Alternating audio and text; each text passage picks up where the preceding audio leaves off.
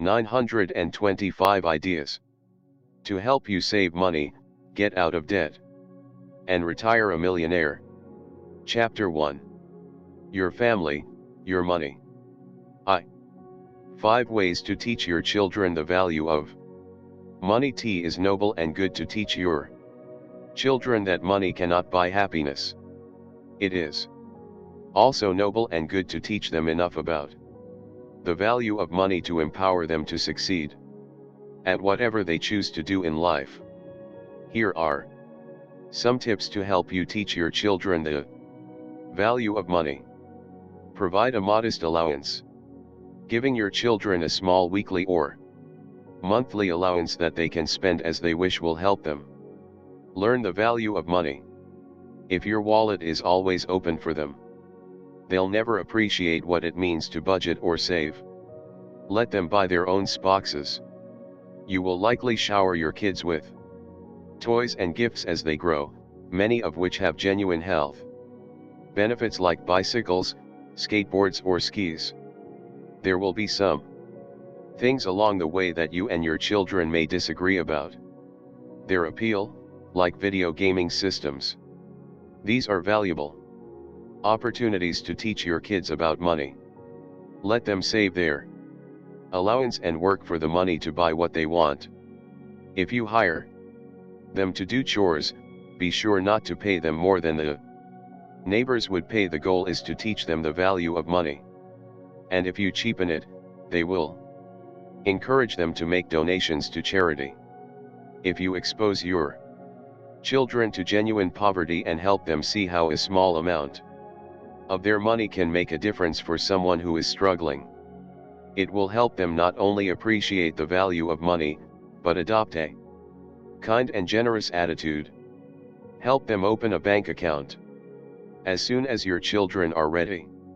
Help them open a bank account. Then, they can begin to earn interest and understand how the financial system works. Don't do it before they are 8 years old. They won't be able to understand the concept of a bank holding their money. Don't wait past their 12th birthday, since teenagers have a dangerous ability to dismiss and ignore their parents. Do it while you have maximum influence and they are ready to learn. Make sure they learn how to make deposits and withdrawals all on their own. Involve them with college savings. Even though your kids should contribute to their college education expenses, most parents recognize that the high cost of college effectively puts this burden on the parents. Open an account for each of your children and make contributions to each one equitably. Show them how their fund is growing and how it compares to the cost of the education they want. Don't put this money in their name unless you have extraordinarily high confidence in their judgment. You'd hate to see the college fund become a beautiful new car for high school or a frozen banana stand on the beach after high school graduation. Q. 12 free things you can do with your family. Usually family time doesn't have to be expensive. In fact, it can be free. Consider these activities you can do with your family that can be absolutely free. Visit the library. Not only is this activity free, you can help teach your children the value and fun of reading. If you haven't been in a while, put this one on the calendar right now. Go to the park. In a world of Xbox and Wii, there is no better way to show your kids what it's like outside than to take them to the park. Your kids may be surprised at how much fun they can have without a screen. Go to church. Even if you don't usually attend, you'll find yourselves welcome at virtually any church, mosque, synagogue, temple or other house of worship. Expand your cultural horizons and help your family appreciate and celebrate cultural differences. Go for a walk. It doesn't cost anything to usher the kids outside and just take a walk. Walking is great exercise and any time with your kids is quality time. Visit a historical site. Not far from your home there is almost certainly a historical site. In fact, there may be many just waiting for you to visit. Most are just landmarks with a short story. Visiting such a marker and then following it up with some simple internet research is a fun way to help your kids learn to use the internet responsibly. Go to the beach. Even if you don't live near the ocean, a sandy beach along a river or beside a lake can be just as much fun for kids. Build a snowman. This may not be an option every day, neither is the beach. Your kids will never forget the time mom or dad helped them make the world's biggest snowman. Visit grandma. The relationship between grandparents and grandchildren is almost magical. Foster that with plenty of visits. Attend community events. Most communities have a variety of events that happen every week at no charge, from concerts to book readings. There is always something happening. Make sure you're on the email notification list for the community centers with activities near you. Play a game.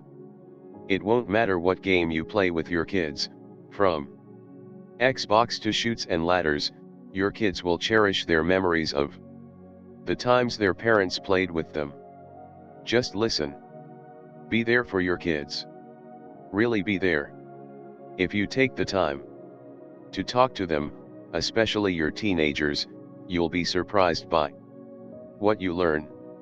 They'll appreciate the time as much as you will. Play a sport. Take your kids out for a run, play basketball, kick a soccer ball around the yard, whatever fits their taste and ability do. Not only will you burn calories and teach them to do the same, you'll have more fun than doing your workouts alone. This is a short list to get you thinking, but there are an endless number of things you can do for fun with your kids. Most will be more fun for them than going to the mall, and they're all better on your pocketbook.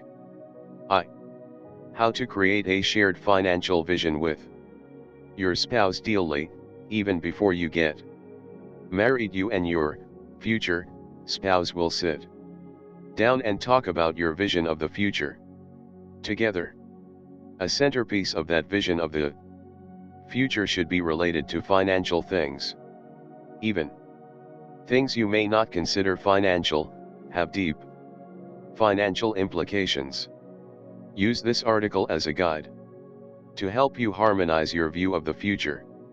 Now, to keep your relationship strong over the next 50 years. Will you own a home? Take time to describe the type of home you'd like to have. Discuss the city and even the neighborhood where you'd like it to be. Talk about how much you'll spend on your home. How many children will you have? This decision may have already been made, but be sure to confirm with each other what you plan to do. Don't let financial considerations determine how many children you have.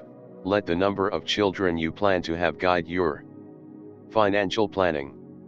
There is always a way. Will someone stay home with kids while they're young? It is important to talk about your careers and how you'll manage raising the kids.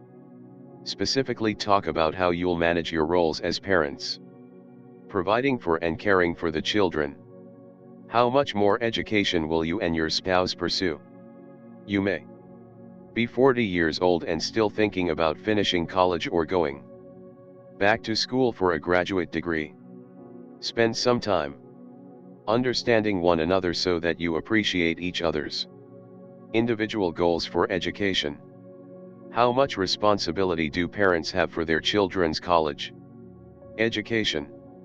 Some parents feel that their children are on their own after age 18, and others feel like helping their children through college is their responsibility. Still others help their kids all the way through graduate school, even if the kids are married. Make sure you've talked about your view of a parent's responsibility for a child's education. Is debt to be avoided morally? Some people approach debt with Purely practical thoughts. Others view debt as morally wrong. B. Sure, you and your spouse have talked about your views about debt, so that you can develop either identical or at least mutually respectful approaches to borrowing money, using credit cards, etc. What sort of cars will you drive? This seemingly trivial question may have a greater impact on your ability to achieve your other financial goals than any other question in this article. If always driving new cars is important to you, that will have implications. If you are content to drive old cars, that will have different implications. Where and how often will you vacation? For many people, photos of family vacations are prized possessions and the memories are cherished treasures. For others, travel is a stressful burden. Talk about your view and how you'll approach family vacations. Be sure to consider, at least briefly, how the dynamics of vacations will change as your children leave the nest. Will you expect your children to visit home with their families at the same time each year, or just pop in when they can? When and where will you retire? Not only do you need to decide when and where, but also how you'll retire. What do you want retirement to look like? With careful planning, you may be able to retire much earlier than your peers. Some people can't imagine retiring, some never do. Talk about what's important to you. As you talk about your financial future together, your goal should not be to persuade your spouse of your view so much as it should be to really understand how your spouse feels about these issues. If you can both listen and understand where the other is coming from on each issue, it will be much easier to eventually reach agreement on a shared vision. With a clear, shared vision in place, you'll want to create specific long-term goals for realizing the vision. Buying a home will require a down payment. Helping the kids with their college expenses will require college savings. Retirement, too. As you look at the big picture, start developing the specific, actionable and measurable goals that will allow you to realize your vision. Then comes the hardest part. You've got to develop the short-term action. Plan the budget that will allow you to achieve those goals and realize your vision. F. My marriage is on the rocks, we're always fighting about money. Help. Odds about money predict divorce better than any other measure. According to one study, nyti.ms/6zn1hh. The first place to start in your marriage is with an agreement that your marriage and your relationship are more important than money. Now, let's talk about some ways that couples can work on finding agreement about money in their marriage. Start with a broad vision. Seek to find common ground for a shared financial vision of the future. Don't worry about today at all in this conversation. You are seeking to find shared values about the future you'll build together.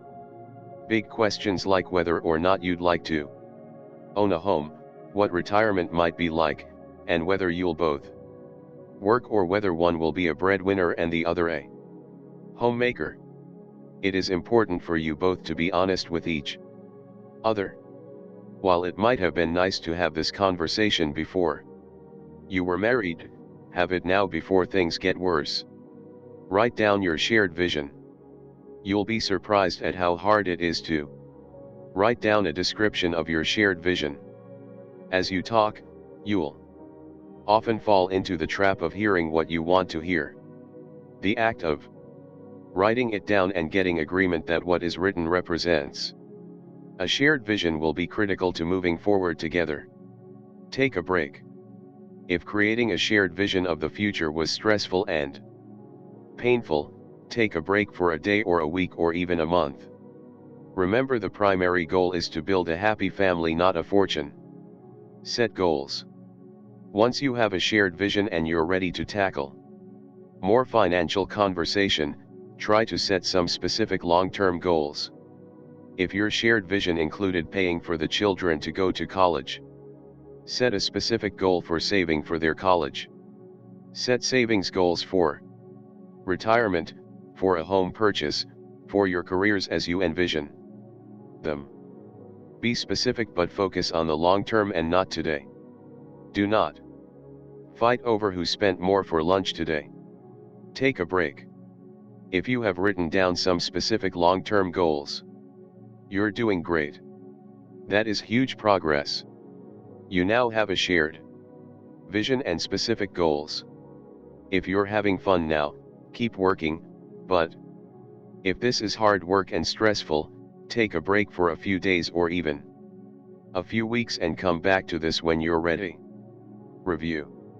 Now that you've had a chance to create a shared vision and specific long-term goals, review these together.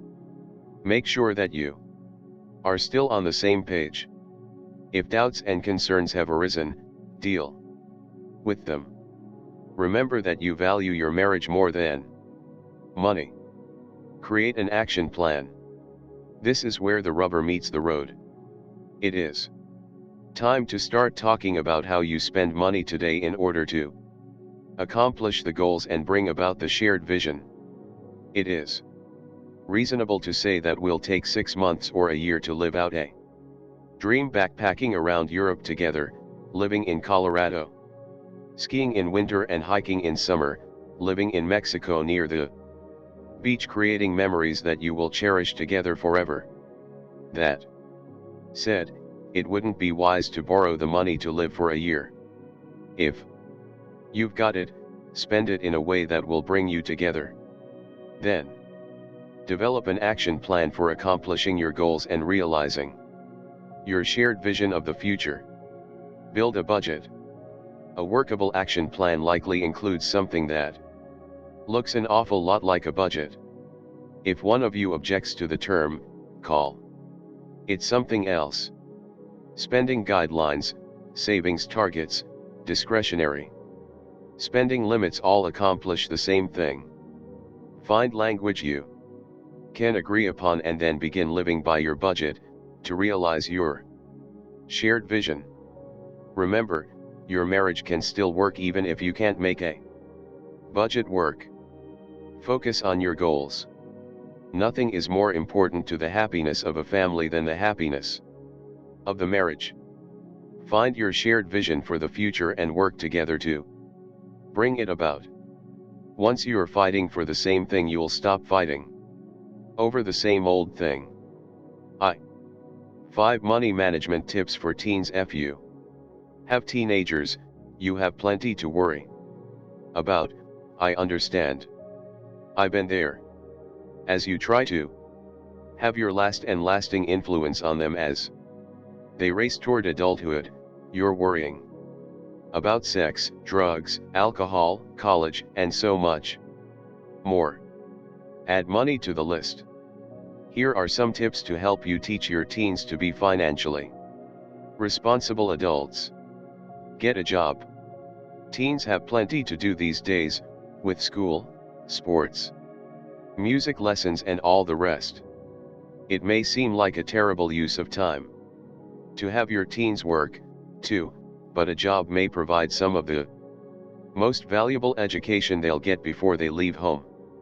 Having their own money you didn't give them is good for both parents and their teens, for helping them to establish independence.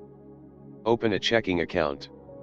You may need to co-sign, but if your teens don't have a checking account by age 16, help them get the account open so they understand how it works. Take time to explain basic concepts like how to keep the register current, how it takes time for checks to clear so money may already be gone, and how to reconcile bank statements at the end of the month. Open a separate savings account. Help your teens understand how to save by helping them to open an account and put money aside for things they want to buy. This may require you to break your pattern of buying whatever they need.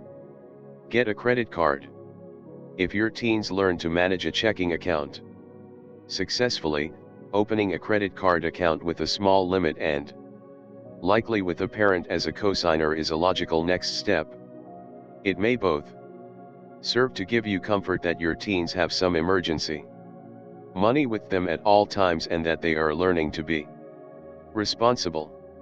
It is important for you to monitor the usage, to see what your teens are buying and most importantly that they are paying the bill in full each month. Your goal is to teach your kids to be responsible adults, not to help them establish credit. Watch closely to ensure they don't run up bills they can't afford. Prepare for college. Encourage your teens to plan and prepare financially for college.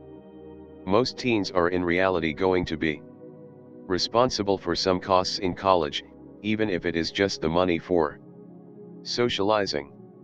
Help them to set aside some cash and plan ways to earn money either during the summer or during the school year once they leave home. By working with your teens to open and operate bank and credit accounts, and to work a part-time job will help them as much as anything else you can do to become productive adults. Once they go away to college, your opportunity to coach and train will be largely gone, but you'll still be their primary resource for money. Make sure they understand how money works before they're gone.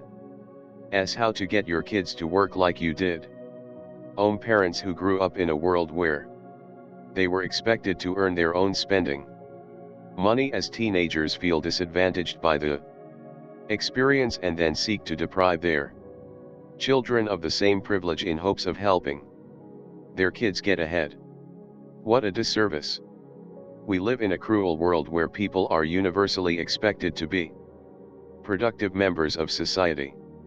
Too many kids today finish college without having had any real work experience and don't know what it's like to show up to work on time, take direction from a supervisor or to be responsible for accomplishing a task by a deadline. Chances are that you worked as a teenager, babysitting, waiting tables, delivering newspapers, or mowing lawns. Maybe you hated it, but the experiences of work help to make you the productive part of society that you are today. Encouraging your kids to earn their own spending money teaches them the value of money and how to be good employees. The key to motivating your kids to take responsibility for earning their way in the world is to limit the amount of spending money you give them. It isn't a bad idea to give your kids a modest allowance. It's best if the allowance is tied to doing chores around the house. Even then, be sure to limit the amount of money you give your kids. The whole idea is to leave the kids wanting more money than you give them so they have the desire to earn some money on their own. It seems unwise to give teenagers exclusive access to a car for which they have not paid. If you choose to give your teens cars, consider requiring them to be responsible for the insurance, gas, and maintenance so that they learn responsibility along the way. In most cases, it would be better to encourage them to save for a car or simply use public transportation. If you dare, you can also let them borrow your car so long as they gas it up for you once in a while. The more pressure teenagers feel to earn money for their own expenses, the more responsibility you are teaching. Some parents worry that they are depriving their children of valuable study time and that working will lead to lower grades and fewer opportunities in the future. Of course, there needs to be a balance, but a college graduate with straight A's through high school and college who has never had a job will be at a great disadvantage in the workforce. Similarly, a high school graduate whose grades are not good enough for college will be at a great disadvantage in the workforce. Help your teens find the right balance. F. How to make family vacation memories that last on a budget. Family vacations do have an important purpose. Really. They help to bind families permanently with shared memories of great experiences. A week in Disney World, Hawaii, or Paris would certainly do it. Can you create powerful memories of a shared experience without spending as much as a car costs to do it? Absolutely yes. Around the world there are national parks organized by national governments, modeled on national parks, 1.usa.gov/BLV7, in the United States, where families can stay in their own tents, or RVs, for $15 per day or less. Some national parks feature low-cost cabins or more comfortable lodge accommodations at reasonable prices.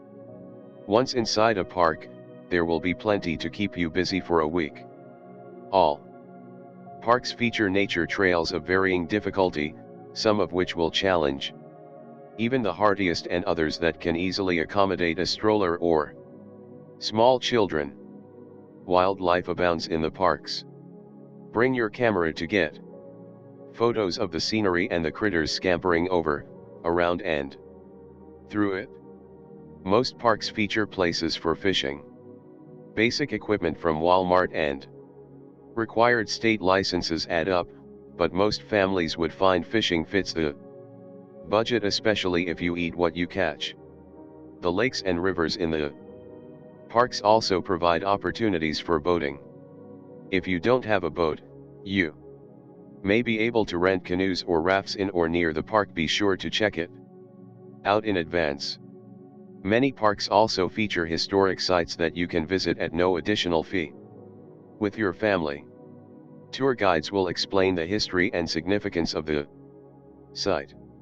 Junior Ranger programs available at some parks will also keep your school-age children learning and having fun during their visit.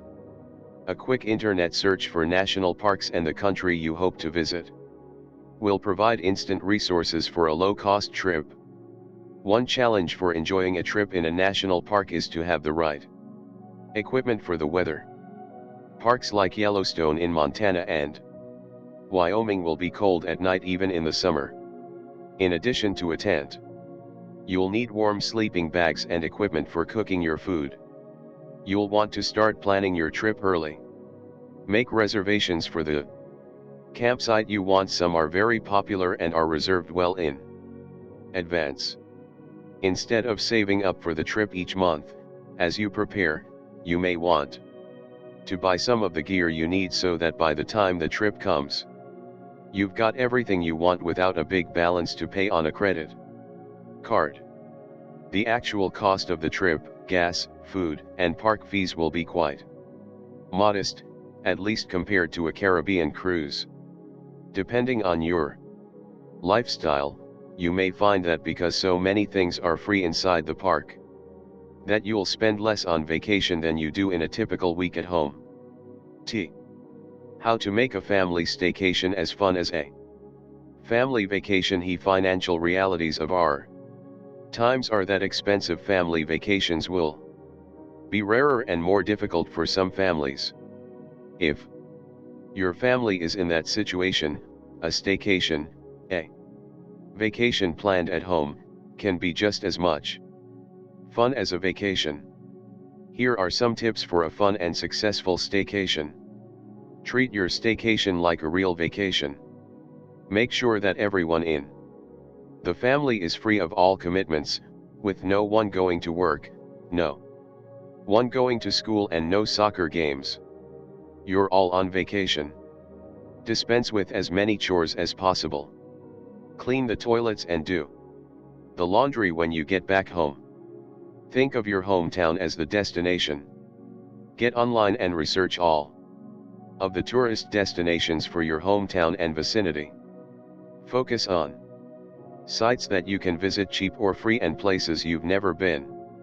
Most native New Yorkers I've asked say they've never visited the Statue of Liberty. Your town likely has sites as important to your town as the Statue of Liberty that you've never visited. Now's your chance. Visit your hometown with the eye of a visitor. Avoid the routine. During your staycation, don't get trapped in your old routine. Don't go to the same old restaurants or fast food joints. Even if all you do is switch from McDonald's to Burger King for a week, you'll make your time together feel more like a vacation and less like a lame week at home. Pick a day trip or two. During your staycation, you can plan a day or two where you travel outside your hometown, preferably to a place you've never been or rarely visit. A day or two outside of town, even when you return home to bed, will give your staycation more of the feel of a vacation. Go to a movie in the daytime. Not only will you pay less to go see a movie in the daytime, going to the movies when you normally work or are in school will feel even more vacation-like than going in the evening. Fill the time. A staycation needs to be fun to be memorable. Having time to relax is important on vacation, but it's risky when you're on staycation. Time spent just relaxing at home may start to look a lot like just being at home, with the kids playing their familiar video games, Facebooking, and watching TV on the same old sofa. Plan lots of activities that are unusual for your family so that you come home every night exhausted and ready for bed. Treat your home less like a base of operations and more like a cheap motel you're trying to avoid by having fun away from it. With a little planning, your staycation can save you a fortune on travel expenses and lodging and still allow you to have more fun than you've ever had on vacation before. I'm planning a vacation abroad. How do I avoid currency-related problems? Travel abroad is exciting, fun and scary. There are so many new things to worry about: language, traffic patterns and signs, delicious food, strange food, and colorful money. Virtually every currency in the world, except US currency, is bright and colorful. Figuring out how to use the beautiful, colorful money without overpaying in country or being charged high fees along the way takes planning. The following are currency-related issues that you should plan for when traveling abroad. Exchange rates. Exchange rates, the price of foreign currencies in terms of US dollars, will vary from one day to the next. In fact, they vary from one moment to the next, though in most retail exchange locations you won't see changes happen throughout the day. On the internet, you can watch exchange rates fluctuate moment to moment. The rates you'll see on the internet will always be better than the rates you can get when you are exchanging currency. There is no easy way for consumers to hedge or protect themselves against painful swings in currencies while planning for or going on an international vacation. Exchanging money. As a general rule, you want to exchange money as seldom as possible. Do some research and careful budgeting for your cash use on the trip and exchange once at the beginning of the trip all the cash you plan to spend so you won't have to frequent money exchange services, banks, or ATMs with frequency. Generally, the best rate you can get is to use an ATM in the airport when you arrive. Daily or per transaction withdrawal limits set by the ATM operator may force you to pull out cash more often than you'd like. There will be fees, but the exchange rate should be superior to the rate you'll get at the bank, either at home or in the foreign country, or at your hotel. Experienced business travelers should note that leisure travel generally requires more cash than business travel, as many tourist spots deal strictly in cash. Try not to get too much cash. Exchanging it again when you get home is expensive. Credit cards. Before you leave, call your credit card companies to find out what fees they charge for using the card abroad. While you've got them on the line, tell them where you're going so your card isn't deactivated the first time you use it. Use the one with the lowest fees. Some cards charge no fee for foreign transactions. Avoiding theft. Using credit cards abroad is generally safer than cash. If a card is stolen, most major card issuers can replace the cards in country within a few days. No one can replace stolen cash. When traveling as a family, split up the credit cards between spouses so that neither spouse is carrying all the cards. If one spouse loses the Visa card, the other, supposedly, will have a MasterCard. One call to the Visa issuer to alert them to the theft will quickly end the worry. And the fun continues on the MasterCard. Debit cards lack some of the theft protection rules that apply to credit cards. Guard them carefully and use them only for withdrawing cash from the ATM. With these simple issues covered, you can travel abroad and have a ball. I planning a service vacation for your family and your mark on the world. I shared the story of the Smith family from Idaho, traveling around the world doing service on a 4-month service adventure. Most families simply couldn't afford such a trip. Virtually every family can afford some sort of service vacation as an alternative to a traditional vacation 1 year. Here are some tips to help you plan your trip. Identify your budget for the vacation. Before you go on your service trip, or even get serious about planning it, you need to understand your budget. Full service, international trips can easily cost $5,000 per person. Such trips have the potential to change lives, both the lives of those you serve and your children's lives.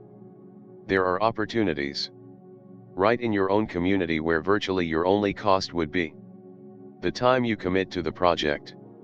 Every other budget in between will be an option. Research opportunities. Projects abroad, bit.ly/vo5hip, among others, is a website that connects people and families looking for international service opportunities to their projects. You can also start with the websites for service organizations that have missions you support. You can travel with them. You belong, bit.ly/crwyy2, is an international development organization that exists solely to place volunteers around the world on an affordable basis. Plan your own trip. You don't have to arrange your trip through a group of any sort, nor do you need to travel internationally to have an impact. You can plan your own trip, as the Smiths did, researching opportunities to serve in a place you'd like to go, whether that is on the other side of the world or across town. Involve the whole family. However you approach the trip, early in the process you'll want to include all of the children as well as your spouse in the planning. By getting everyone involved, you ensure that the trip will be a success. You want all of your children to come home glad they went, having learned something about giving back, and having gained a perspective about their relative prosperity. Focus the family on the goals. Help everyone in the family to share goals for having an impact during your service vacation. Use the months leading up to the trip to get everyone focused on the results you hope to achieve, the good you'll do and what you'll learn. A service vacation can and should include some fun activities, but most of your time will be spent doing service. Make sure that everyone is ready for that. Record the trip. Make sure that everyone in the family records the experience. Some may want to blog about it, others may want to keep a private diary. Others may want to be snapping photos all the time. Whatever form it takes, encourage everyone on the family to make a first-hand record of the experience. A service vacation can and should be the trip your family talks about for years to come. The lessons learned and the impact you have on others will make this trip different than any other vacation you'll ever take. Oh, the most important financial to do this year. For the next 12 months there is one thing That is the most important thing you can do. Financially, chances are you can either complete it or make great progress toward its completion over the next 12 months. What it is depends on your circumstances. Consider the following to help you decide what is most important for you. Build a plan. If you feel like your finances are just a mess, you don't know what you have, what you owe, or where things are, this may be the year to get it all organized. Figure out what you have and what you owe. Set some goals and develop a plan to achieve them. Credit card debt. If you have credit card debt that has been frustrating you financially for the last few years, you may be wise to focus this year on significantly reducing those balances so you can get completely out of debt, buy a home if you don't already own one, and start saving for your children's education and your retirement. Buy a home. If you don't yet own a home and you have a job, you may want to make this year all about saving for the down payment. It will take sacrifice, but you can save enough for the down payment on a modest home in 1 year. College savings. If you have several kids and no college savings, this may be the year to kickstart the college fund by making that the key financial focus of your year. If your kids are in high school, this would be a very good idea. You can't fund 4 years of college for 4 kids in 1 year. It's almost impossible to fund 1 year of college for one student in 1 year, which is why we save for college, but you can make a big contribution in 1 year by getting a big start. This year, you'll start earning interest on your savings, which is a bit like having the wind at your back. Retirement. Everyone needs to have retirement savings, but if your kids are all gone and you're still working, now would be a good time to focus your finances on your retirement savings. The key rule for retirement savings is the sooner the better. Making an extra large deposit in your retirement savings years before you retire will have a bigger impact than saving the same amount of dollars over the remaining years to retirement. Estate planning. If you have accumulated a net worth, assets minus liabilities, of more than $1.5 million, congratulations by the way, you may need to talk to an estate planning attorney to help you organize your wealth for the most tax-efficient way to move those assets to the next generation. Charitable giving. Of course, you can and should make charitable giving a part of every year's financial planning.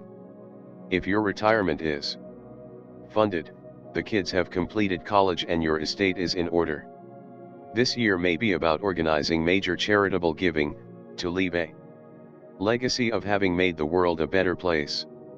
Not just this year, but every year brings a new set of challenges.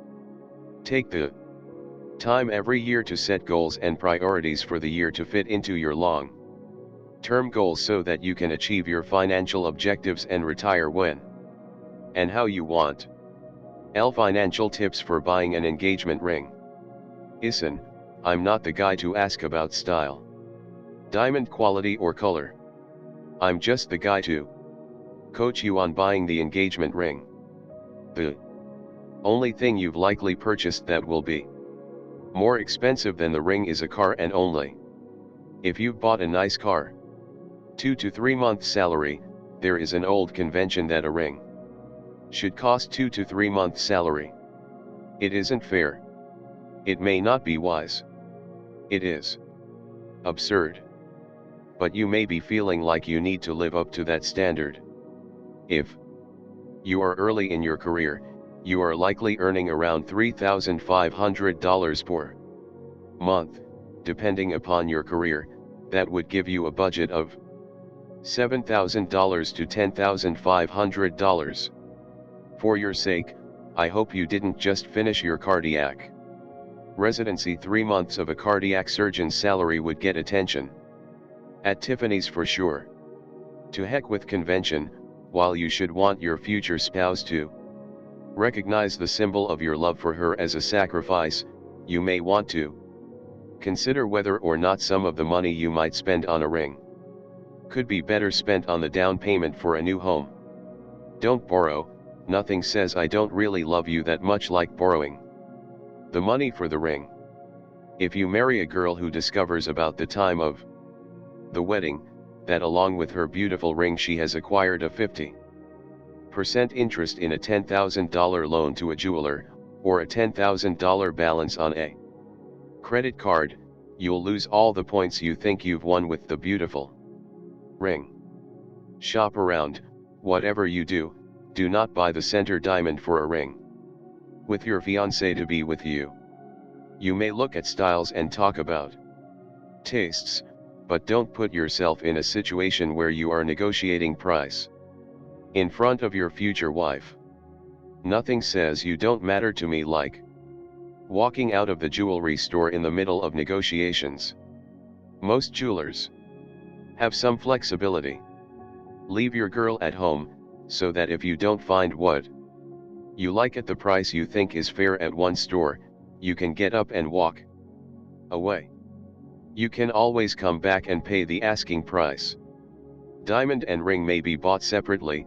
If your future wife has a specific idea in mind for what the ring should look like, you may be locked into buying the ring from that store. That said, if it has a large center diamond, as many rings do, you are free to buy the diamond elsewhere if you can find a better deal. The ring jeweler will discourage you, certainly, but you may be able to save enough to overcome any penalty he may wish to apply.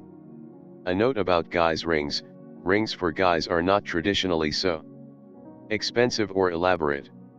A simple gold band will satisfy most. As a result, the issues about shopping for diamonds, financing, and most of the other concerns are eliminated. A simple gold band costs just a few $100s. Just be sure to pay off the credit card before the wedding. How to set financial priorities when you're just married. It may never seem so full of potential as on your wedding day. Your wedding celebrations and honeymoon quickly transition to a new normal full of struggles, remarkably similar to the challenges you had before you were married. Taking time to set financial priorities can help to ensure a long and happy marriage. Consider the following financial priorities and discuss them with your spouse. Buy a home. If your education is complete, your first priority should be to get into a home. Owning a home, staying in it for a long time, and raising a family there will likely have a greater influence on your children than any other financial decision you will make as parents. Over the long term, home ownership tends to strengthen families financially as well. Making this your top priority is a good way to launch your lives together. Save for your children's college. If this is a first marriage for both of you, chances are there are no children involved at this point, so you may think it is premature to start saving for college. It's not. If you hope to have children someday, do yourself a favor and start saving for college now. By saving earlier, you radically reduce the pressure to save later. 18 years is not a long time to save for college. By starting now, you may get 25 or even 30 years of saving done before your youngest children will start college. Save for retirement. If you are in your 20s, with about 40 years before retirement, you have an extraordinary opportunity to start putting money away for retirement. $1 you save today will likely become $15 by the time you retire. If you contribute $1, 10 years from now, that dollar will become just $7.61 when you retire. If you wait 20 years and contribute $1, it won't quite become $4. If you wait until you're in your mid-50s, just $10 Years before retirement to contribute $1, it will become a mere $1.97. In 10 years. Start saving now for retirement, even if it is only in modest amounts. Save for a rainy day. It will rain. A major appliance will break. Someone will need surgery. The car will need a new transmission. You or your spouse will be out of work. Don't worry, something will go wrong. One day it would be nice to have a full year's expenses in savings as a cushion against almost any foreseeable disaster. For now, work on getting $2,500 set aside specifically for a rainy day. That emergency cushion can turn the vast majority of life's challenges into financial nuisances. When you use the rainy day fund, be sure to replenish it. Save for a car. If you have a car payment now, commit to each other that it will be the last. When the car is paid for, keep making the payment into your savings account.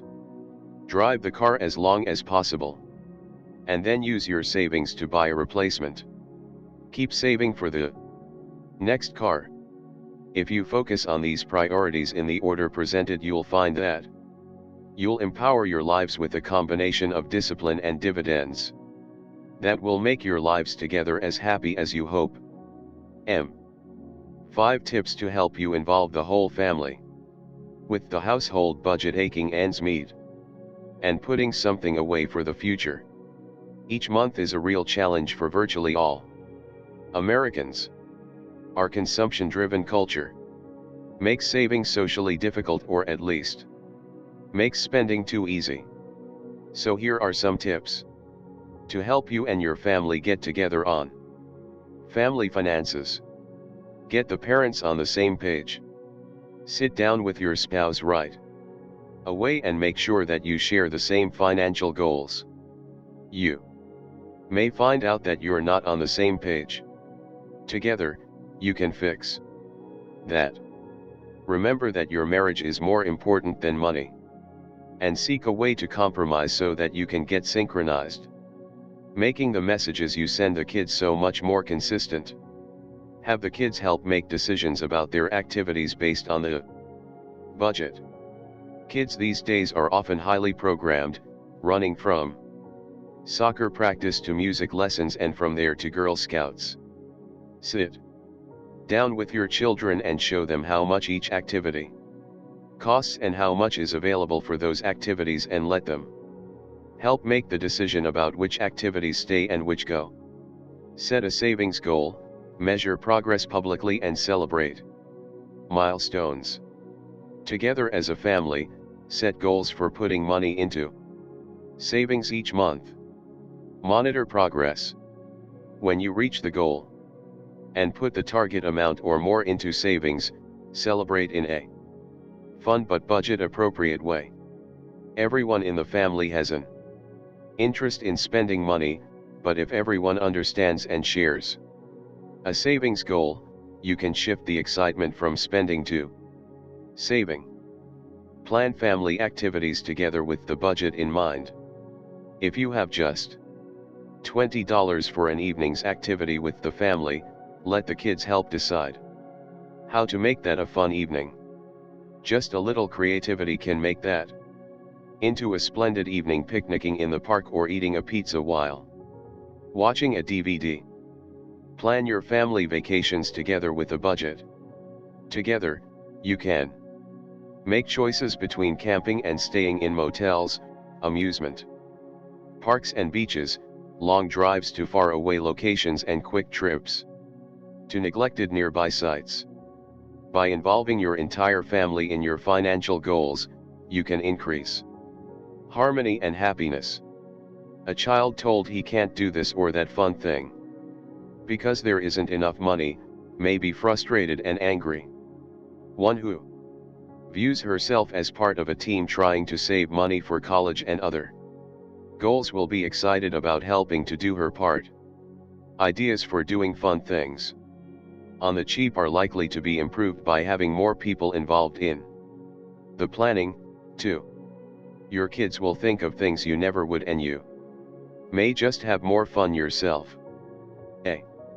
4 insurance policies you shouldn't be without. As you roll happily through life, saving for the future and doing your best to build a happy family, the right insurance policies can make all of the difference in your life. There are 4 policies that are critical to maintaining the financial health of your family. Auto insurance. States require that you have insurance if you have a car, so it is likely that you have an auto policy.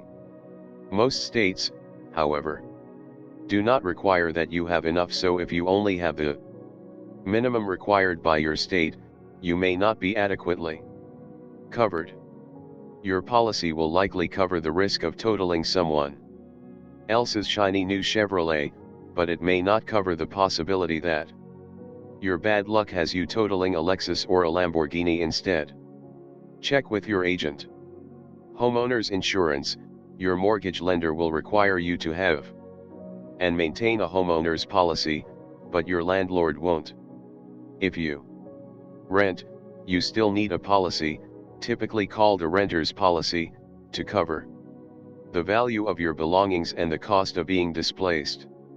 Both policies will also cover theft and other losses that may occur in or around your home. Health insurance. While this topic has become politically charged in recent years, the fact remains that the cost of health care is beyond anyone who is not listed on the Forbes 400 when things really go wrong. Many employers make insurance for spouse and children very expensive. In the olden days, I remember when insurance was so cheap that 2 working spouses often maintained dual coverage through both employers just so that every single penny of health care expense would be covered.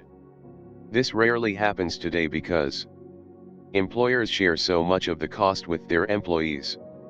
Even if your employer makes health insurance expensive for you, it is likely cheaper than anything you can find on your own. That said, it may be worth checking for a policy at ahealthinsurance.com where you can shop for individual policies.